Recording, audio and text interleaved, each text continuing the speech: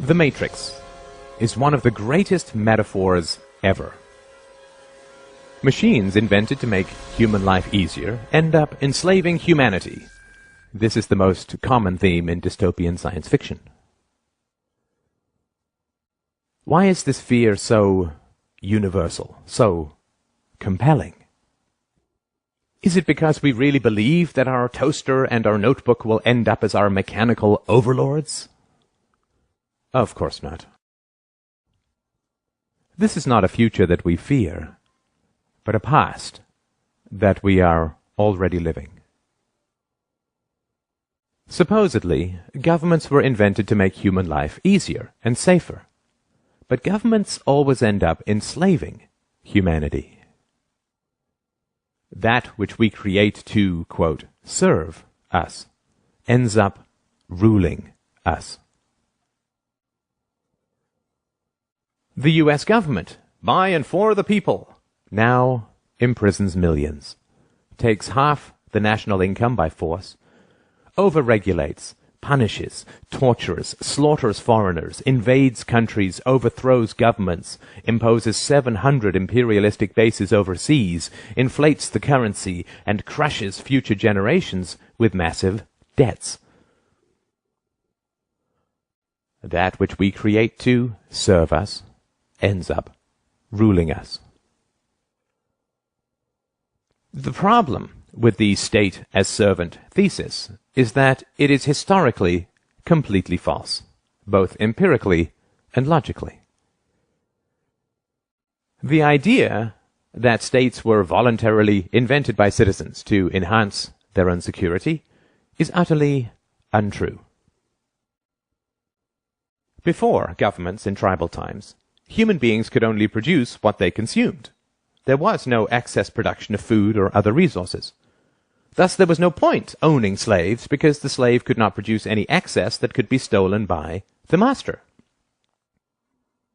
If a horse pulling a plow can only produce enough additional food to feed the horse, there's no point hunting, capturing, and breaking in a horse. However, when agricultural improvements allowed for the creation of excess crops, suddenly it became highly advantageous to own human beings. When cows began to provide excess milk and meat, owning cows became worthwhile.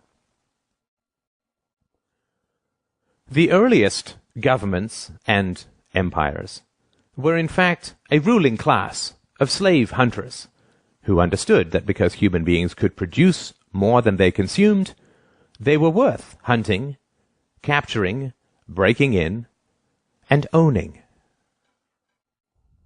The earliest Egyptian and Chinese empires were, in reality, human farms, where people were hunted, captured, domesticated, and owned like any other form of livestock.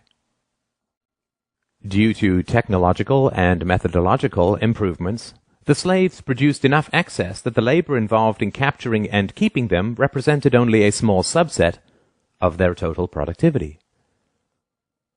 The ruling class, the farmers, kept a large portion of that excess while handing out gifts and payments to the brutalizing class, the police, slave hunters, and general sadists, and the propagandizing class, the priests, intellectuals, and artists. This situation continued for thousands of years, until the 16th to 17th centuries, when again massive improvements in agricultural organization and technology created the second wave of excess productivity. The enclosure movement reorganized and consolidated farmland, resulting in 5 to 10 times more crops, creating a new class of industrial workers displaced from the country and huddling in the new cities. This enormous agricultural excess was the basis of the capital that drove the Industrial Revolution.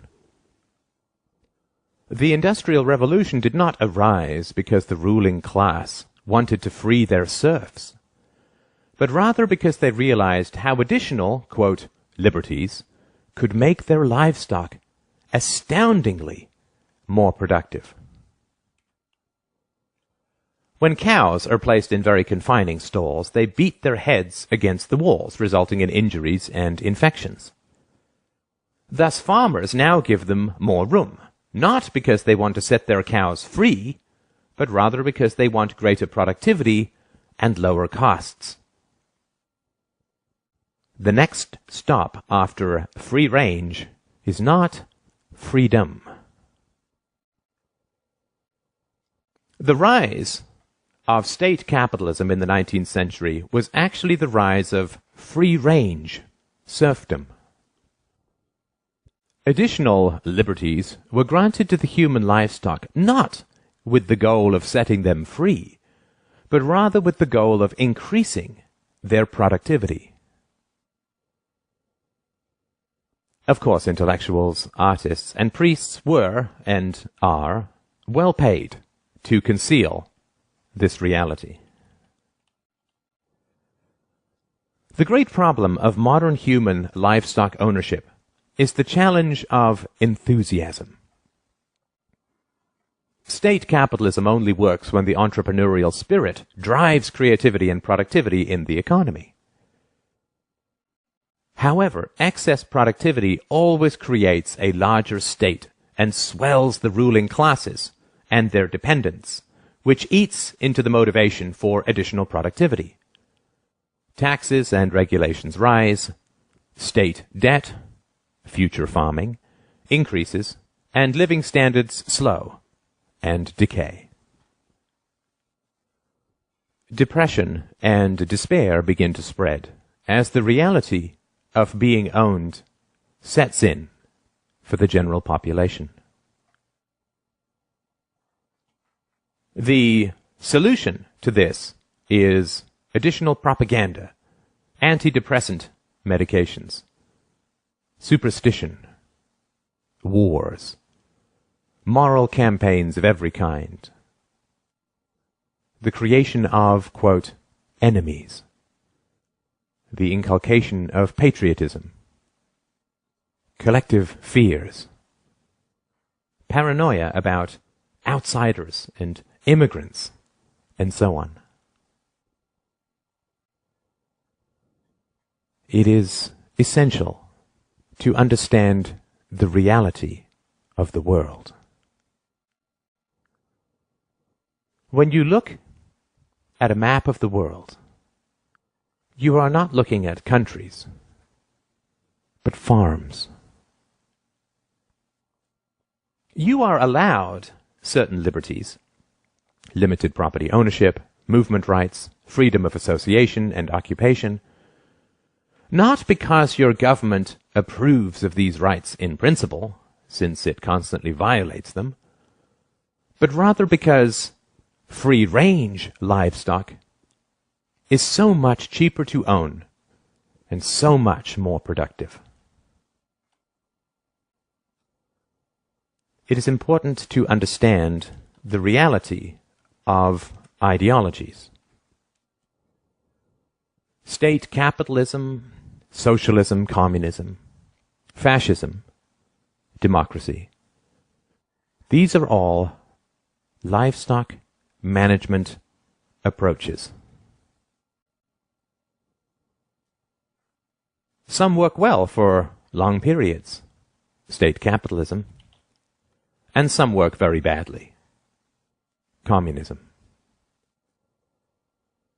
They all fail eventually because it is immoral and irrational to treat human beings as livestock. The recent growth of freedom in China, India, and Asia is occurring because the local state farmers have upgraded their livestock management practices. They have recognized that putting the cows in a larger stall provides the rulers more milk and meat. Rulers have also recognized that if they prevent you from fleeing the farm, you will become depressed, inert, and unproductive. A serf is the most productive when he imagines he is free. Thus your rulers must provide you the illusion of freedom in order to harvest you most effectively. Thus you are allowed to leave, but never to real freedom, only to another farm, because the whole world is a farm. They will prevent you from taking a lot of money. They will bury you in endless paperwork. They will restrict your right to work, but you are, quote, free to leave. Due to these difficulties, very few people do leave, but the illusion of mobility is maintained. If only 1 out of 1,000 cows escapes, but the illusion of escaping significantly raises the productivity of the remaining 999, it remains a net gain for the farmer. You are also kept on the farm through licensing. The most productive livestock are the professionals. So the rulers fit them with an electronic dog collar called a license, which only allows them to practice their trade on their own farm. To further create the illusion of freedom, in certain farms the livestock are allowed to choose between a few farmers that the investors present. At best, they are given minor choices in how they are managed. They are never given the choice to shut down the farm and be truly free.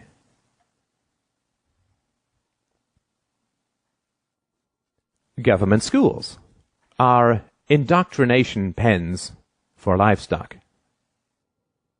They train children to, quote, love the farm and to fear true freedom and independence, and to attack anyone who questions the brutal reality of human ownership. Furthermore, they create jobs for the intellectuals that state propaganda so relies on.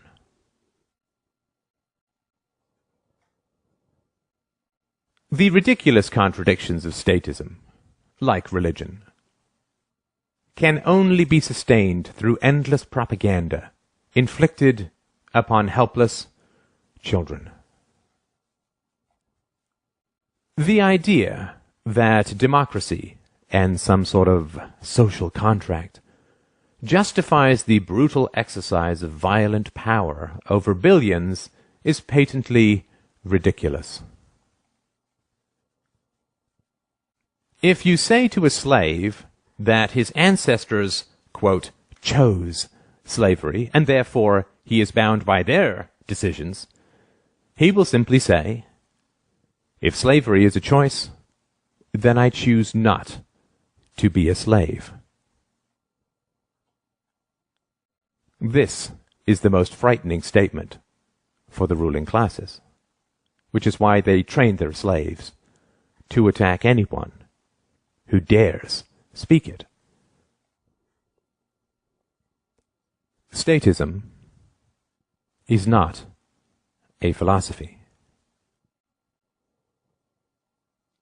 Statism does not originate from historical evidence or rational principles. Statism is an ex post facto justification for human ownership. Statism is an excuse for violence.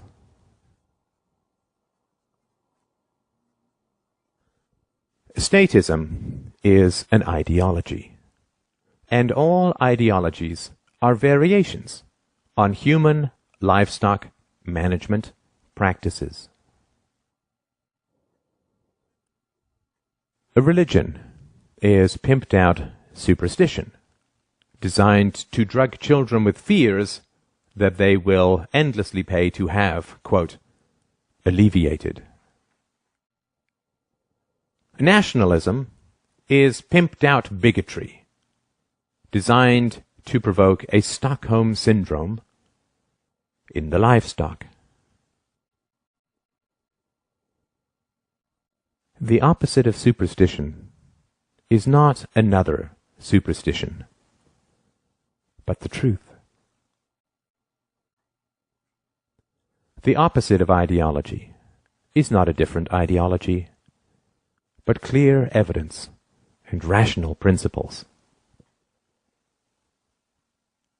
The opposite of superstition and ideology, of statism, is philosophy. Reason and courage will set us free. You do not have to be livestock. Take the red pill. Wake up.